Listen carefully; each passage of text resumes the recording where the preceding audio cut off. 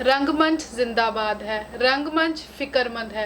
रंगमंच ਉਹ ਹੈ ਜਿਹੜਾ ਲੋਕਾਂ ਦੇ ਮੋਢੇ ਨਾਲ ਮੋਢਾ ਜੋੜ ਕੇ ਖੜਿਆ ਰਹਿੰਦਾ ਹੈ। ਰੰਗਮੰਚ ਨਗਾੜੇ ਤੇ ਚੋਟ ਹੈ। ਸਤਿ ਸ਼੍ਰੀ ਅਕਾਲ ਜੀ, ਮੈਂ ਜੈਸਿਕਾ ਤੇ ਤੁਸੀਂ ਦੇਖ ਰਹੇ ਹੋ ਸਮਾਜ ਟੀਵੀ ਦਾ ਅਹਿਮ ਪ੍ਰੋਗਰਾਮ ਸਾਂਝ ਦਿਲਾਂ ਦੀ।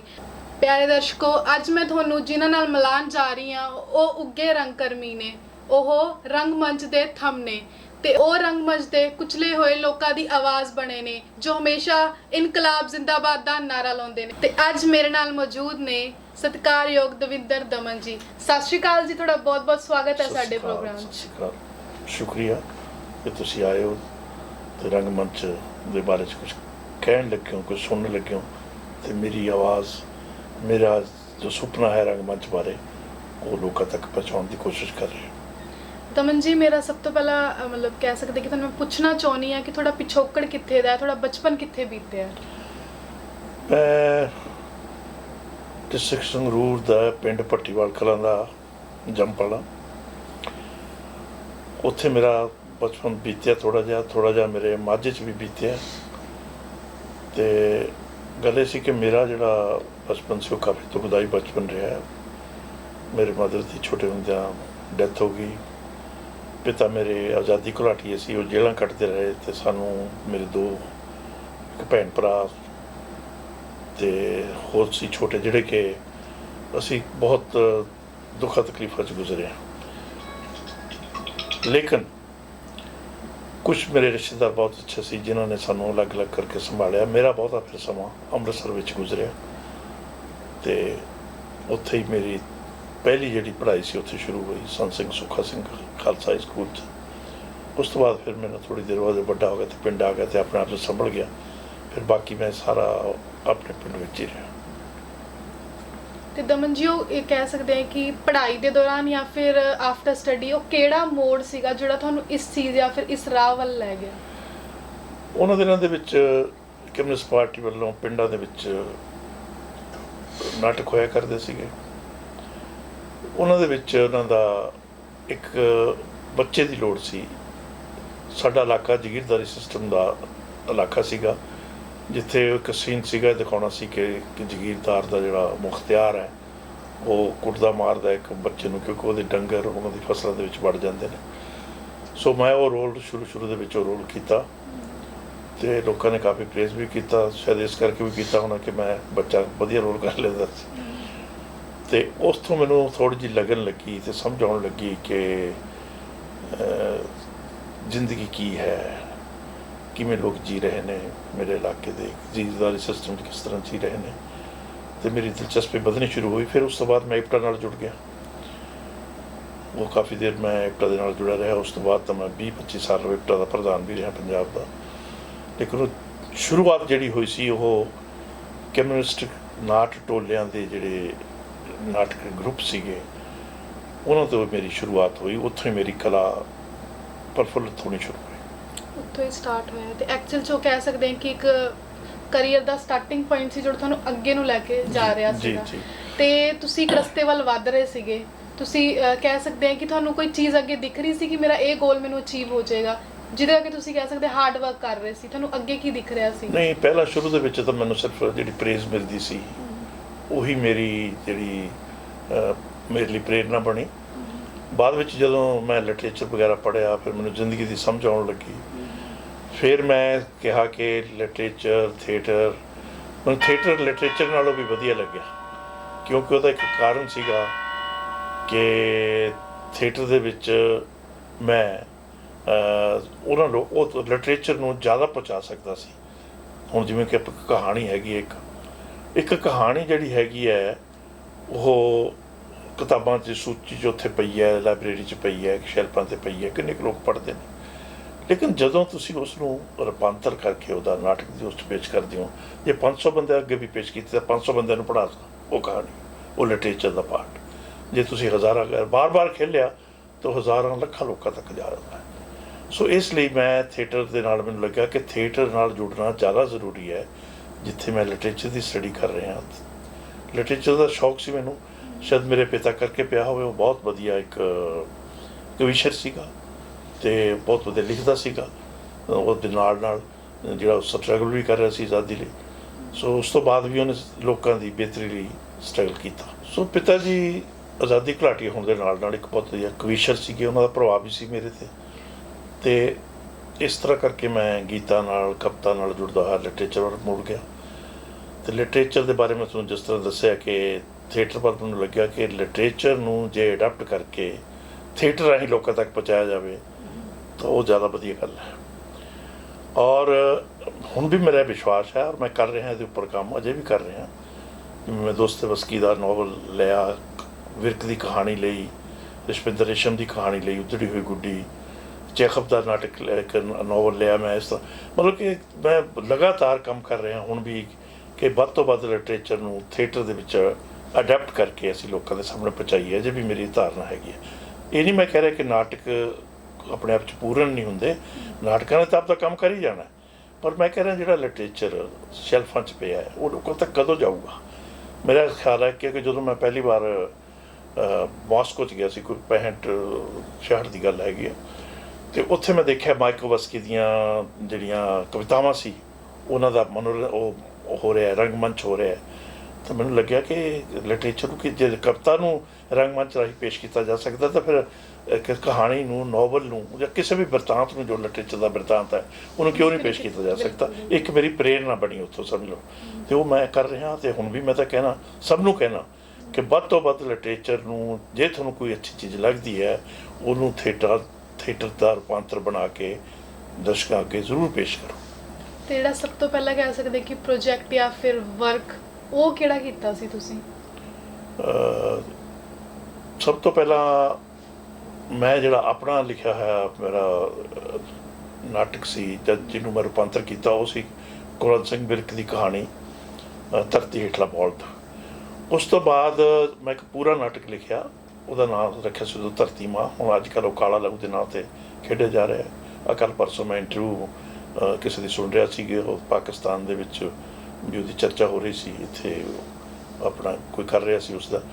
ਸੋ ਉਹ ਜਿਹੜਾ ਹੈਗਾ ਨਾਟਕ ਧਰਤੀ ਮਾਂ ਹੈ, 1965 ਦੀ ਵਾਰ ਤੋਂ ਮੈਨੂੰ ਪ੍ਰੇਰਨਾ ਮਿਲੀ ਕਿ ਮੈਨੂੰ ਲੱਗਿਆ ਕਿ ਉਹੀ ਲੋਕ ਜਿਹੜੇ 1947 ਦੇ ਵਿੱਚ ਇਕੱਠੇ ਆਜ਼ਾਦੀ ਲਈ ਵੀ ਲੜ ਰਹੇ ਸੀ, ਇਕੱਠੇ ਰਹਿ ਰਹੇ ਸੀ, ਅਤੇ ਉਹ ਜਦੋਂ ਵੰਡ ਤੋਂ ਬਾਅਦ ਅੰਗਰੇਜ਼ ਦੀ ਇੱਕ ਬਹੁਤ ਚਾਲ ਸੀ ਵੱਡੀ ਕਿ ਇਹਨਾਂ ਨੂੰ ਵੰਡ ਦਿੱਤਾ ਜਾਵੇ, ਅਤੇ ਵੰਡਣ ਤੋਂ ਬਾਅਦ ਉਹਦਾ ਹਸ਼ਰ ਹੋਇਆ। ਉਹ ਜਿਸ ਖਾਸੇ 'ਚੋਂ ਗੁਜ਼ਰਿਆ ਦੇਸ਼, ਉਹੀ ਲੋਕ ਜਿਨ੍ਹਾਂ ਨੇ ਅਕੈਡਮੀ ਦੇ ਵਿੱਚ ਇਕੱਠਿਆਂ ਬੰਦੂਕਾਂ ਫੜ ਕੇ ਟ੍ਰੇਨਿੰਗ ਲਈ ਸੀਗੀ, ਉਹੀ ਲੋਕ ਮਤਲਬ ਕਿ ਅੱਜ ਇੱਕ ਦੂਜੇ ਦੇ ਦੁਸ਼ਮਣ ਬਣ ਕੇ ਗੰਨਾਂ ਚੱਕ ਕੇ ਖੜ੍ਹੇ ਨੇ। ਅਤੇ ਮੈਨੂੰ ਬੜਾ ਇੱਕ ਦੁਖਾਂਤ ਲੱਗਿਆ ਇਹ ਕਿ ਇੱਦਾਂ ਨਹੀਂ ਹੋਣਾ ਚਾਹੀਦਾ, ਮਨੁੱਖਤਾ ਲਈ ਬਹੁਤ ਵੱਡਾ ਦੁਖਾਂਤ ਹੈ। ਔਰ ਉਹ ਦੁਖਾਂਤ ਨੂੰ ਮੈਂ ਪ੍ਰਗਟ ਕਰਨ ਲਈ ਨਾਟਕ ਧਰਤੀ ਮਾਂ ਲਿਖਿਆ, ਅਤੇ ਉਹਦੇ ਬਹੁਤ ਸਾਰੇ ਸ਼ੋਅ ਅਸੀਂ ਪੰਜਾਬ 'ਚ ਕੀਤੇ। ਸਭ ਤੋਂ ਵੱਡਾ ਸ਼ੋਅ ਦਾ ਬਠਿੰਡੇ 'ਚ ਹੋਇਆ, ਜਿੱਥੇ ਕਿਸਾਨ ਕਾਨਫਰੰਸ ਦੇ ਉੱਪਰ 70,000 ਲੋਕਾਂ ਨੇ ਉਹਨੂੰ ਦੇਖਿਆ। 70,000? ਹਾਂ, ਉਦੋਂ ਹੀ ਮੇਰੇ ਪਹਿਲੀ ਵਾਰ ਉਹ ਆਪਣਾ ਹੁੰਦੇ ਸੀਗੇ ਇੰਦਰ ਕੁਮਾਰ ਗੁਜਰਾਲ, ਕੀ ਕਹਿੰਦੇ ਉਹਨੂੰ ਬਰੋਡਕਾਸਟਿੰਗ ਮਿਨਿਸਟਰ, ਉਹ ਮੇਰੇ ਉਦੋਂ ਬਾਅਦ, ਹਾਲਾਂਕਿ ਮੈਂ ਤਾਂ ਉਮਰ 'ਚ ਬਹੁਤ ਛੋਟਾ ਸੀ, ਹੁਣ ਤੱਕ ਮੇਰੇ ਉਹ ਐਜ ਏ ਦੋਸਤਾਨਾ ਰਹੇ। ਪ੍ਰਾਈਮ ਮਿਨਿਸਟਰ ਬਣ ਕੇ ਵੀ ਉੱਥੇ ਫੋਟੋ ਲੱਗੀ ਹੋਈ ਹੈ, ਪ੍ਰਾਈਮ ਮਿਨਿਸਟਰ ਬਣ ਕੇ ਵੀ ਮਤਲਬ ਕੀ ਕਹਿੰਦੇ ਉਹ ਮੇਰੀ ਗੱਲ ਸੁਣਦੇ ਸੀ ਅਤੇ ਮੇਰੇ ਸੁਜੈਸ਼ਨ ਕਲਚਰ ਬਾਰੇ ਲੈਂਦੇ ਰਹੇ ਮਤਲਬ ਐਡ ਦੇ ਵਿੱਚ। ਸੋ ਉਹ ਮੇਰਾ ਪਹਿਲਾ ਨਾਟਕ ਸੀਗਾ। ਅਤੇ ਉਸ ਤੋਂ ਬਾਅਦ ਜਿਹੜਾ ਉਦੋਂ ਬਾਅਦ ਮੈਂ ਲਿਖਿਆ ਸੂਰਜ ਦਾ ਕਤਲ ਲਿਖਿਆ, ਗੁਰੂ ਤੇਗ ਬਹਾਦਰ ਸਾਹਿਬ ਦੀ ਸ਼ਹਾਦਤ 'ਤੇ ਸੀਗਾ। ਉਸ ਤੋਂ ਬਾਅਦ ਜਦ ਮੈਂ ਸ਼ਹਿਰੀ ਜ਼ਿੰਦਗੀ ਦੇ ਵਿੱਚ ਦੇਖਿਆ ਜਿਹੜੀ ਮਿਡਲ ਕਲਾਸ ਦੀ ਲਾਈਫ ਹੈ, ਉਹਦੇ ਵਿੱਚ ਮੈਂ ਛਾਂ ਵੀ ਹੋਣੇ ਅਤੇ ਸੋਈ ਗੱਲ ਹਿੰਦੀ ਦੇ ਵਿੱਚ ਉਹਦਾ ਹੈਗਾ ਸੀ ਅਨੁਵਾਦ, ਉਹ ਵੀ ਉਹ ਕੀਤਾ। ਉਸ ਤੋਂ ਬਾਅਦ ਆਪਣਾ ਜਿਹੜਾ ਮੇਰਾ ਸਭ ਤੋਂ ਪੋਪੂਲਰ ਨਾਟਕ ਹੋਇਆ ਉਹ ਸੀਗਾ ਛਿਪਣ ਤੋਂ ਪਹਿਲਾਂ। ਹਾਂ, ਛਿਪਣ ਤੋਂ ਪਹਿਲਾਂ। ਅੱਜ ਕੱਲ੍ਹ ਮਤਲਬ ਉਹਦੀ ਚਰਚਾ ਇੰਗਲੈਂਡ ਦੀ ਯੂਨੀਵਰਸਿਟੀ 'ਚ ਵੀ ਹੋ ਰਹੀ ਹੈ, ਉਹਦੇ 'ਤੇ ਬੜਾ ਕੁਛ ਲਿਖਿਆ ਜਾ ਰਿਹਾ। ਪਾਕਿਸਤਾਨ 'ਚੋਂ 25 ਸਾਲਾਂ ਤੋਂ ਖੇਡਿਆ ਜਾ ਰਿਹਾ, ਔਰ ਉਸ ਨੂੰ ਉੱਥੇ ਖੇਡ ਕੇ ਉੱਥੋਂ ਦੇ ਲੋਕਾਂ ਨੇ, ਜਿੱਥੇ ਸ਼ਹੀਦ ਭਗਤ ਸਿੰਘ ਨੂੰ ਫਾਂਸੀ ਦਿੱਤੀ ਗਈ ਸੀ, ਉਹਦਾ ਨਾਂ ਸੀ ਸ਼ਾਦਮਾਨ ਚੌਕ, ਉਹਨਾਂ ਨੇ ਡੰਡੇ ਖਾ ਖਾ ਕੇ ਉਹ ਨਾਟਕ ਹਰ ਸਾਲ ਖੇਡ ਕੇ ਉਹਦੀ ਸ਼ਹਾਦਤ ਦੇ ਉੱਪਰ ਸਰਕਾਰ ਨੂੰ ਮਜਬੂਰ ਕਰ ਦਿੱਤਾ ਕਿ ਅੱਜ ਉਸ ਸ਼ਾਦਮਾਨ ਚੌਕ ਦਾ ਨਾਂ ਸ਼ਹੀਦ ਭਗਤ ਸਿੰਘ ਚੌਕ ਹੋ ਗਿਆ ਪਾਕਿਸਤਾਨ ਦੇ ਵਿੱਚ। ਇੱਥੇ ਵੀ ਹੁਣੇ ਹੀ ਮੈਂ ਉਹਦੇ 'ਤੇ ਵੀਡੀਓ ਦੇ ਉੱਪਰ ਕੁਛ ਮਹੀਨੇ ਪਹਿਲਾਂ ਦੇਖਿਆ, ਇੱਥੇ ਵੀ ਡੰਡੇ ਖਾਧੇ। ਦੇਖੋ ਆਪਣੇ ਹਿੰਦੁਸਤਾਨ ਦੇ ਵਿੱਚ ਕਿ ਉਹ ਜਿਹੜਾ ਵਾਈਸ ਚਾਂਸਲਰ ਸੀ ਇਹਦਾ ਸਿਰਸਾ ਯੂਨੀਵਰਸਿਟੀ ਦੇ ਵਿੱਚ ਜਿਹੜਾ ਹੈਗਾ ਸੀ, ਚੌਧਰੀ ਦੇਵੀ ਲਾਲ ਯੂਨੀਵਰਸਿਟੀ, ਉੱਥੇ ਸਟੂਡੈਂਟਾਂ ਨੇ ਖੇਲਣਾ ਚਾਹਿਆ, ਉਹਨਾਂ ਨੇ ਮਨਾ ਕਰਤਾ। ਪਹਿਲਾਂ ਤਾਂ ਉਹਨੂੰ ਟਾਲਦਾ ਰਿਹਾ 4-5 ਦਿਨ, ਉਸ ਤੋਂ ਬਾਅਦ ਮਨਾ ਕਰਤਾ। ਉਹ ਜਦ ਬੱਚੇ ਫਿਰ ਨਹੀਂ ਟਲੇ ਉਦੋਂ ਉਹਨਾਂ ਨੇ ਪੁਲਿਸ ਲਿਆਂਦੀ। ਜਦ ਪੁਲਿਸ ਵੀ ਉਹਨਾਂ ਨੇ ਕਿਹਾ, ਪੁਲਿਸ ਨੇ ਕਿਹਾ ਫੜਨਾ ਫੜ ਲਓ, ਜੋ ਜ਼ਬਰਦਸਤੀ ਖੇਡਾਂਗੇ। ਫਿਰ ਉਹਨਾਂ ਨੇ ਬਿਜਲੀ ਕੱਟਤੀ। ਤੁਸੀਂ ਹੈਰਾਨ ਮੰਨੋਗੇ ਕਿ ਉਹਨਾਂ ਨੇ ਮੋਬਾਈਲਾਂ ਦੀ ਰੋਸ਼ਨੀ ਦੇ ਵਿੱਚੋਂ ਨਾਟਕ ਖੇਡਿਆ। ਮੇਰੇ ਆਪਣੇ ਦੇਸ਼ ਦੇ ਅੰਦਰ ਇਹ ਹਾਲਤ ਹੈ ਇਸ ਨਾਟਕ ਦੀ, ਮਤਲਬ ਕਿ ਇਸ ਤਰ੍ਹਾਂ ਕਰਕੇ ਮਤਲਬ ਸੋ ਮੇਰਾ ਖਿਆਲ ਹੈ ਮੈਂ ਲਿਟਰੇਚਰ ਨੂੰ, ਥੀਏਟਰ ਨੂੰ ਸਮਝਦਾ, ਜੇ ਉਹ ਲੋਕਾਂ 'ਚ ਜਾਗਰੂਕਤਾ ਪੈਦਾ ਨਹੀਂ ਕਰ ਸਕਦਾ, ਜੇ ਉਹ ਲੋਕਾਂ ਨੂੰ ਹਲੂੜ ਨਹੀਂ ਸਕਦਾ, ਜੇ ਉਹਨਾਂ ਨੂੰ ਸਮਾਜਿਕ, ਆਰਥਿਕ ਤੇ ਈਵਨ ਚੰਗੇ ਧਰਮ ਦੀ ਸੂਝ ਨਹੀਂ ਦੇ ਸਕਦਾ, ਤਾਂ ਉਸ ਆਰਟ ਦਾ, ਉਸ ਲਿਟਰੇਚਰ ਦਾ ਕੋਈ ਫਾਇਦਾ ਨਹੀਂ ਹੈ। ਇਹ ਇੱਕ ਮਨੋਰੰਜਨ ਬਣ ਕੇ ਰਹਿ ਜਾਂਦਾ, ਤੇ ਮਨੋਰੰਜਨ ਤਾਂ ਰੋਜ਼ ਹੀ ਹੋ ਰਹੇ ਨੇ, ਰੋਜ਼ ਹੀ ਟੀਵੀ ਤੇ ਮਨੋਰੰਜਨ ਹੀ ਚੱਲਦਾ। ਤੁਹਾਨੂੰ ਅੱਜ ਤੱਕ ਕਿੰਨੇ ਅਵਾਰਡਸ ਮਿਲੇ ਨੇ ਔਰ ਕਿਸ ਚੀਜ਼ ਲਈ? ਮੈਨੂੰ ਬੇਅੰਤ ਅਵਾਰਡ ਮਿਲੇ ਨੇ, ਮੈਨੂੰ ਬਿਲਕੁਲ ਨਹੀਂ ਯਾਦ ਹੈਗਾ। ਤੁਹਾਡੇ ਸਾਹਮਣੇ ਪਤਾ ਨਹੀਂ ਕਿੰਨੇ ਭਰੇ ਪਏ ਨੇ, ਤੇ ਕਿੰਨੀਆਂ ਕੰਧਾਂ ਤੇ ਲਟਕਦੇ ਹੋਣੇ, ਤੇ ਕਿੰਨੇ ਰੁਲੇ ਪਏ ਨੇ, ਕੁਝ ਬੋਰੀਆਂ 'ਚ ਵੀ ਪਏ ਹੋਣੇ, ਕਿਉਂਕਿ ਜਦ ਇੱਥੇ ਜਗ੍ਹਾ ਦੀ ਵਾਈਫ ਜਾ ਕੇ ਬੋਰੀਆਂ 'ਚ ਪਾ ਦਿੰਦੀ ਹੈ। ਮੈਂ ਕਦੇ ਅਵਾਰਡ ਨਹੀਂ ਗਿਣੇ। ਮੈਂ ਸਭ ਤੋਂ ਵੱਡਾ ਅਵਾਰਡ ਉਦੋਂ ਸਮਝਦਾ ਕਿ ਜਦੋਂ ਮੈਂ ਸਟੇਜ ਦੇ ਉੱਪਰ ਹੁੰਦਾ, ਉਹਨਾਂ ਦੀਆਂ ਤਾੜੀਆਂ, ਤੇ ਸਭ ਤੋਂ ਵੱਡਾ ਅਵਾਰਡ ਮੈਂ ਸਮਝਦਾ ਕਿ ਜਦੋਂ ਲੋਕ ਸਮਝਦਾ ਕਿ ਲੋਕਾਂ ਦੇ ਪੱਲੇ ਮੇਰੀ ਗੱਲ ਪੈ ਗਈ ਹੈ, ਮੈਂ ਉਸ ਨੂੰ ਅਵਾਰਡ ਸਮਝਦਾ। ਤੁਹਾਨੂੰ ਇੱਕ ਵਾਰੀ ਮੈਨੂੰ ਜਦ ਸੰਗੀਤ ਨਾਟਕ ਅਕੈਡਮੀ ਵੱਲੋਂ ਇੱਕ ਅਵਾਰਡ ਮਿਲ ਰਿਹਾ ਸੀਗਾ, ਤੇ ਉਸ ਵੇਲੇ ਓਮਪੁਰੀ ਨੂੰ ਵੀ ਉਦੋਂ ਮਿਲਿਆ, ਤੇ ਹੋਰ ਲੋਕਾਂ ਨੂੰ ਵੀ ਮਿਲਿਆ, ਤੇ ਮੈਨੂੰ ਜਦੋਂ ਅਵਾਰਡ ਮਿਲਿਆ ਤੇ ਉਹ ਹਰ ਇੱਕ ਦਾ ਫਰਜ਼ ਸੀ ਕਿ ਬੋਲੇ ਜਿਹਨੂੰ ਅਵਾਰਡ ਮਿਲਿਆ। ਤੇ ਮੈਨੂੰ ਬੋਲਣ ਲਈ ਕਿਹਾ ਗਿਆ, ਮੈਂ ਬੋਲਿਆ। ਮੈਨੂੰ ਕਿਹਾ ਕਿ ਜਿਹੜਾ ਮੈਨੂੰ ਅਵਾਰਡ ਮੈਨੂੰ ਦਿੱਤਾ ਜਾ ਰਿਹਾ, ਇਹਦੇ ਨਾਲ ਮੈਨੂੰ ਸ਼ਿਵ ਕੁਮਾਰ ਬਟਾਲਵੀ ਦੀ ਯਾਦ ਆ ਰਿਹਾ। ਮੈਂ ਕਿਹਾ, ਉਹਨੇ ਕਿਹਾ ਸੀ ਦਿੱਲੀ ਦੇ ਵਿੱਚ ਉਹਨੂੰ ਅਵਾਰਡ ਮਿਲਿਆ ਸੀ, ਅੱਜ ਕਿਸਮਤ ਮੇਰੇ ਗੀਤਾਂ ਦੀ ਹੈ, ਕਿਸ ਮੰਜ਼ਿਲ ਤੇ ਆਣ ਖੜੀ, ਮੇਰੇ ਗੀਤਾਂ ਦੇ ਘਰ ਹਨੇਰਾ ਹੈ ਤੇ ਬਾਹਰ ਮੇਰੀ ਧੁੱਪ ਚੜੀ। ਮੈਂ ਕਿਹਾ ਇੱਥੇ ਤਾਂ ਮੈਨੂੰ ਅਵਾਰਡ ਦੇ ਰਹੇ ਨੇ, ਲੇਕਿਨ ਜਿਸ ਕਲਾਕਾਰ ਕੇ ਮੈਨੂੰ ਅਵਾਰਡ ਦਿੱਤਾ ਜਾ ਰਿਹਾ, ਉਹਨੂੰ ਪਿਛਲੇ 10 ਸਾਲਾਂ ਤੋਂ ਕੋਈ ਗ੍ਰਾਂਟ ਨਹੀਂ ਦਿੱਤੀ ਜਾ ਰਹੀ, ਗਰੁੱਪਾਂ ਨੂੰ ਕੋਈ ਗ੍ਰਾਂਟ ਨਹੀਂ ਦਿੱਤੀ ਜਾ ਰਹੀ। ਉਸ ਤੋਂ ਬਾਅਦ ਮੈਂ ਕਹਿ ਕੇ ਬਾਹਰ ਚਲਾ ਗਿਆ, ਤੇ ਮੇਰੇ ਪਿੱਛੇ ਇੱਕ ਪੱਤਰਕਾਰ ਆਈ, ਤੇ ਮੈਨੂੰ ਕਹਿੰਦੀ ਤੁਸੀਂ ਕੀ ਕਿਹਾ ਹੈ, ਅੰਦਰ ਮਿਨਿਸਟਰ ਤੁਹਾਡੇ ਬਾਰੇ ਬੋਲੀ ਜਾ ਰਿਹਾ। ਮੈਂ ਕਿਹਾ ਮੈਂ ਉਹ ਕੁਝ ਕਹਿ ਰਿਹਾ ਜਿਹੜਾ ਉਹਨਾਂ ਨੂੰ ਤਕਲੀਫ ਦੇ ਹੁੰਦਾ। ਸੋ ਮੈਂ ਸਮਝਦਾ ਕਿ ਲਿਟਰੇਚਰ ਰਾਹੀਂ, ਥੀਏਟਰ ਰਾਹੀਂ ਅਸੀਂ ਲੋਕਾਂ ਨੂੰ ਵੱਧ ਤੋਂ ਵੱਧ ਜਾਗਰੂਕ ਕਰ ਸਕਦੇ ਹਾਂ। ਅੱਜ ਜਾਗਰੂਕ ਕਰਨ ਦੀ ਲੋੜ ਹੈ। ਔਰ ਤੁਸੀਂ ਹੁਣ ਮੇਰਾ ਨਾਟਕ ਸਾਖੀ ਮੈਂ ਹੁਣ ਕੈਲੀਫੋਰਨੀਆ 'ਚ ਖੜਾ ਕੇ ਆਇਆ। ਇੱਥੇ ਸਾਹਿਬ ਸਿੰਘ ਨੇ ਉਹਦੇ 5-7 ਸ਼ੋਅ ਕੀਤੇ ਨੇ, ਦੂਰਦਰਸ਼ਨ ਨੇ ਵੀ ਉਹਨੂੰ ਖੇਡਿਆ, ਪਨੀਤ ਦੀ ਮਿਹਰਬਾਨੀ। 1 ਸਾਲ ਪਹਿਲਾਂ ਮੈਂ ਕਿਸਾਨ ਅੰਦੋਲਨ ਤੋਂ ਪਹਿਲਾਂ ਲਿਖਤਾ ਸੀ, ਕਿਉਂਕਿ ਮੈਨੂੰ ਪਤਾ ਲੱਗ ਚੁੱਕਾ ਸੀ ਕਿ ਕਿਸਾਨਾਂ ਨੂੰ ਅੰਦੋਲਨ ਕਰੇ ਬਿਨਾਂ ਨਹੀਂ ਸਰਨਾ। ਤੇ ਅਮੋਲਕ ਸਿੰਘ ਜਿਹੜੇ ਸਾਡੇ ਬੜੇ ਪ੍ਰਭਾਵਸ਼ਾਲੀ ਉਹ ਨੇ ਗਦਰ ਉਸ ਦੇ ਗਰੁੱਪ ਦੇ, ਉਹਨਾਂ ਨੇ ਮੈਨੂੰ ਮੇਰਾ ਨੰਬਰ ਲੱਭ ਕੇ ਮੈਨੂੰ ਅਮਰੀਕਾ 'ਚ ਫੋਨ ਕੀਤਾ ਕਿ ਇਹ ਨਾਟਕ ਤਾਂ ਤੁਹਾਡਾ ਛਿਪਣ ਤੋਂ ਪਹਿਲਾਂ ਤੋਂ ਵੀ ਉੱਪਰ ਜਾ ਰਿਹਾ, ਕਿ ਮਤਲਬ ਇਹਨਾਂ ਲੋਕਾਂ ਨੂੰ ਪਸੰਦ ਕੀਤਾ ਜਾ ਰਿਹਾ। ਸੋ ਮੈਂ ਜਦੋਂ ਲਿਖਦਾ, ਮੈਂ ਲੋਕਾਂ ਲਈ ਲਿਖਦਾ, ਤੇ ਮੈਂ ਸਮਝਦਾ ਮੈਂ ਆਪਣਾ ਫਰਜ਼ ਪੂਰਾ ਕਰ ਰਿਹਾ। ਤੇ ਅਦਰਵਾਈਜ਼ ਜਿੰਨੇ ਵੀ ਗ੍ਰੰਥ ਨੇ ਦੁਨੀਆ ਭਰ ਦੇ ਆਪਦੇ ਸਮਿਆਂ ਦੇ ਵਿੱਚ ਉਹਨਾਂ ਨੇ ਲੋਕਾਂ ਲਈ ਕੀਤਾ, ਲੋਕਾਂ ਲਈ ਲਿਖਿਆ। ਇਹ ਵੱਖਰੀ ਗੱਲ ਹੈ ਕਿ ਉਹਨਾਂ ਗ੍ਰੰਥਾਂ ਨੂੰ ਲੈ ਕੇ ਮੁੜ ਕੇ ਪੁਜਾਰੀਆਂ ਨੇ ਸਾਂਭ ਕੇ ਆਪਣੀ ਰੋਟੀ ਰੋਜ਼ੀ ਦਾ ਸਾਧਨ ਬਣਾ ਲੈਂਦੇ ਨੇ, ਲੇਕਿਨ ਉਹ ਵੀ ਲਿਟਰੇਚਰ ਸੀ। ਮੈਂ ਕਿਸੇ ਵੀ ਧਾਰਮਿਕ ਪੁਸਤਕ ਨੂੰ ਲਿਟਰੇਚਰ ਤੋਂ ਬਾਹਰ ਨਹੀਂ ਮੰਨਦਾ, ਉਹ ਸਭ ਲਿਟਰੇਚਰ ਹੈ। ਹਾਂ, ਪੂਜਣ ਤਾਂ ਜਿਹਨੂੰ ਮਰਜ਼ੀ ਲੱਗ ਜਾਓ, ਉਹ ਤੁਹਾਡੀ ਮਰਜ਼ੀ ਹੈ। ਪੁਜਾਰੀ ਜੇ ਬਹੁਤ ਜਲਦੀ ਇਕੱਠੇ ਹੋ ਜਾਂਦੇ ਨੇ। ਗੁਰੂ ਗ੍ਰੰਥ ਸਾਹਿਬ ਦੇ ਵਿੱਚ ਗੁਰੂ ਨਾਨਕ ਦੇਵ ਨੇ ਸਮਾਜਿਕ, ਆਰਥਿਕ, ਰਾਜਨੀਤਿਕ, ਤੁਹਾਡਾ ਪਹਿਨਣ ਦੇ ਉੱਪਰ, ਤੁਹਾਡੇ ਖਾਣ ਦੇ ਉੱਪਰ ਤੱਕ ਦਾ ਲਿਖਿਆ, ਇੰਨਾ ਲੰਬਾ ਚੌੜਾ ਲਿਖਿਆ। ਅਤੇ ਉਹ ਜਿਹੜਾ ਹੈਗਾ ਲਿਖਿਆ, ਉਹ ਸਾਰਾ ਲਿਟਰੇਚਰ ਹੈ। ਅੱਜ ਤੁਸੀਂ ਸਿਰਫ ਕੀ ਕਰਦੇ ਹੋ ਕਿ ਮੱਥਾ ਟੇਕ ਕੇ ਅਤੇ ਆਪਣਾ ਚਲੇ ਆਉਂਦੇ ਹੋ, ਉੱਤੋਂ ਦੇ ਉੱਤੇ ਅਮਲ ਕੋਈ ਨਹੀਂ ਕਰਦਾ ਹੈਗਾ, ਉਹਦਾ ਫਾਇਦਾ ਕੀ? ਸੋ ਇਸ ਲਈ ਅਸੀਂ ਮੈਂ ਹੁਣ ਸੋਚਿਆ ਕਿ ਅੱਗੇ ਮੈਂ ਗੁਰੂ ਨਾਨਕ ਦੀ ਬਾਣੀ ਦੇ ਵਿੱਚੋਂ ਅਡੈਪਟ ਕਰਕੇ ਕੁਝ ਗੀਤ, ਮੈਂ ਗਾਇਕ ਵੀ ਹਾਂ ਬੇਸਿਕਲੀ। ਮੈਂ 1960-61 ਦੇ ਵਿੱਚ ਮੈਂ ਆਪ ਤੂੰਬੀ ਬਣਾ ਕੇ ਸਿਲੈਕਟ ਹੋ ਗਿਆ ਸੀ ਉੱਥੇ ਤੁਹਾਡੇ ਕੀ ਕਹਿੰਦਾ ਜਲੰਧਰ। ਸੋ ਉਸ ਤਰ੍ਹਾਂ ਕਰਕੇ ਮਤਲਬ ਹੁਣ ਮੈਂ ਖੁਦ ਸੋਚ ਰਿਹਾ ਕਿ ਵਕਤ ਆ ਗਿਆ ਕਿ ਮੈਂ ਗੁਰਬਾਣੀ ਨੂੰ ਅਡੈਪਟ ਕਰਕੇ ਨਾਲ ਗੀਤ ਵੀ ਗਾਊਂਗਾ। ਮਤਲਬ ਕਹਿ ਸਕਦੇ ਨੇ ਕਿ ਅਪਕਮਿੰਗ ਤੁਸੀਂ ਜੋ ਕਰਨ ਦੀ ਸੋਚ ਰਹੇ ਹੋ? ਹਾਂਜੀ, ਅਪਕਮਿੰਗ ਨੂੰ ਵੀ ਕਰ ਰਿਹਾ। ਔਰ ਮੈਂ ਬਹੁਤਾ ਜਿਹੜਾ ਧਿਆਨ ਮੈਂ ਗੁਰੂ ਨਾਨਕ ਵੱਲ ਦੇ ਰਿਹਾ, ਕਿਉਂਕਿ ਮੈਨੂੰ ਲੱਗ ਰਿਹਾ ਕਿ ਲੋੜ ਹੈ। ਗੁਰੂ ਨਾਨਕ ਸਭ ਤੋਂ ਬਾਅਦ ਦਾ ਸਭ ਤੋਂ ਸੱਜਰਾ ਸੁਨੇਹਾ ਦੇਣ ਵਾਲਾ ਮਤਲਬ ਦਾ ਗੁਰੂ ਹੈ, ਅਤੇ ਜਿਹੜਾ ਕਿ ਬਹੁਤ ਸਾਰੇ ਸਭ ਦੇ ਮੈਂ ਇੱਜ਼ਤ ਕਰਦਾ, ਚਾਹੇ ਉਹ ਮੁਹੰਮਦ ਸਾਹਿਬ ਨੇ, ਚਾਹੇ ਜਿਸ ਬਾਈਬਲ ਹੈ, ਸਭ ਕਿਤਾਬਾਂ ਦੀ, ਪਰ ਆਪਣੇ ਯੁੱਗ ਦੇ ਮੁਤਾਬਕ ਹੁੰਦਾ ਹੈ। ਸਮੇਂ ਦੇ ਨਾਲ ਜੋ ਤੁਰਦੀ ਹੈ। ਗੁਰੂ ਨਾਨਕ ਅੱਜ ਵੀ ਲੋੜ ਹੈ, ਗੁਰੂ ਨਾਨਕ ਆਉਣ ਵਾਲੇ ਸਮੇਂ 'ਚ ਵੀ ਮੈਨੂੰ ਲੱਗ ਰਿਹਾ ਲੋੜ ਹੈ, ਕਿਉਂਕਿ ਗੁਰੂ ਨਾਨਕ ਨੇ ਜੋ ਕਿਹਾ ਉਹ ਇੰਨਾ ਜ਼ਿਆਦਾ ਉਹਨਾਂ ਨੇ ਅਗਲੀਆਂ ਗੱਲਾਂ ਕੀਤੀਆਂ, ਫਿਊਚਰਿਸਟਿਕ ਗੱਲਾਂ ਕੀਤੀਆਂ ਨੇ, ਜਿਹੜੀਆਂ ਕਿ ਮੇਰੇ ਮਤਲਬ ਕਿ ਲੋਕਾਂ ਦੇ ਧਿਆਨ ਵਿੱਚ ਲਿਆਉਣੀਆਂ ਚਾਹੀਦੀਆਂ ਨੇ। ਸਿਰਫ ਪੂਜਾ ਕਰੀ ਜਾਣ ਨਾਲ ਗੱਲ ਨਹੀਂ ਬਣਨੀ ਹੈ। ਪੂਜਾ ਕਰਨ ਨਾਲ ਗੱਲ ਨਹੀਂ ਬਣਨੀ ਨਹੀਂ। ਹੈਗੀ, ਉਸ ਚੀਜ਼ ਨੂੰ ਕਹਿ ਸਕਦੇ ਹਾਂ ਕਿ ਜਿਹੜੀ ਛੁਪ ਰਹੀ ਹੈ ਉਹਨੂੰ ਅੱਗੇ ਲੈ ਕੇ ਆਉਣਾ ਬਿਲਕੁਲ ਪਏਗਾ। ਸਾਡਾ ਫਰਜ਼ ਬਣਦਾ ਹੈ। ਮੈਂ ਕਹਿੰਦਾ ਕਲਾਕਾਰ ਦਾ ਫਰਜ਼ ਹੀ ਬਣਦਾ ਹੈ। ਜੋ ਪਿੱਛੇ ਡੁੱਬ ਗਿਆ, ਜੋ ਪਿੱਛੇ ਰੁਲ ਗਿਆ, ਜੇ ਕਲਾ ਇਤਿਹਾਸ 'ਚ ਰੁਲ ਗਿਆ, ਚਾਹੇ ਉਹ ਕਿਸੇ ਵੀ ਸਿਸਟਮ ਨਾਲ ਰੁਲ ਗਿਆ, ਜਿਹਨੂੰ ਰੋਲਿਆ ਗਿਆ, ਜੇ ਅਸੀਂ ਕਲਾਕਾਰ, ਜੇ ਅਸੀਂ ਲੇਖਕ, ਜੇ ਅਸੀਂ ਨਾਟਕਕਾਰ, ਰੰਗਮੰਚ ਕਰਨ ਵਾਲੇ ਉਸ ਚੀਜ਼ ਨੂੰ ਚੱਕ ਕੇ ਲੋਕਾਂ ਦੇ ਅੱਗੇ ਸੱਜਰਾ ਪੇਸ਼ ਕਰ ਨਹੀਂ ਕਰਦੇ ਤੇ ਸਾਡੇ ਤੇ ਲਾਹਨਤ ਹੈ। ਮੈਂ ਤਾਂ ਇਹ ਸ਼ਬਦ ਵੀ ਵਰਤੂੰਗਾ।